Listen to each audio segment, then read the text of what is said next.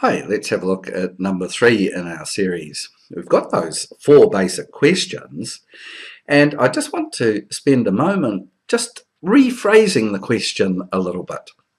So number 1 is what's going on in a particular situation.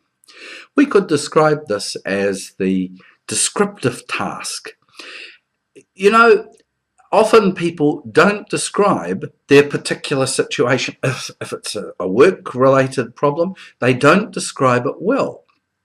And they need to spend some time sitting down and actually getting an accurate picture if they're going to communicate it on, and hopefully they will as they talk through issues. So we would say the what's going on question could be understood as describing accurately, reporting well, even if it's only reporting to yourself. It implies that you can get a bit of objectivity beyond the particular confining circumstances of an individual situation. Second question was, why is that going on? And you could describe this as interpreting things that are important in the particular context. How do you interpret? What's the hermeneutical context of this? That's a fancy word, that Greek word hermeneutics. To the plain English translation is interpretation. But it's sometimes useful to be able to put a kind of a label to this. So let's call it the hermeneutical task. How do we interpret, or how do I interpret a particular situation? The third question, what ought to be going on? Well, here we're trying to understand what are the normal responses of individuals and groups in a particular context. So the normal tasks, the normal ways of behaving, the ethos, if you like, has to be unpacked. And that may actually bring you into conflict with your own description of the particular situation. And that, of course, then generates the fourth question, how can we respond to this? And the response is individual. So those 4 basic questions, what, why, what ought, how do I respond, has a depth behind them.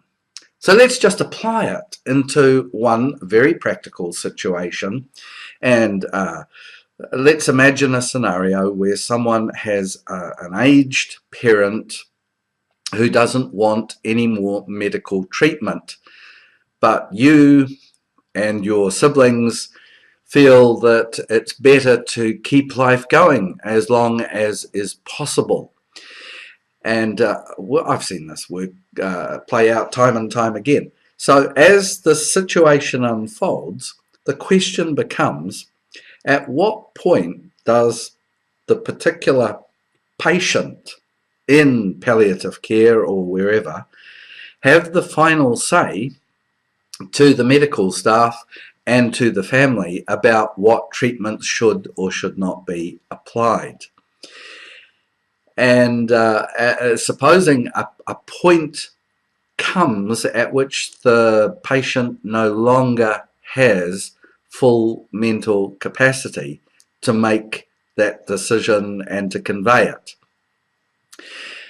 Well, this is a kind of a dilemma that crops up time and time again.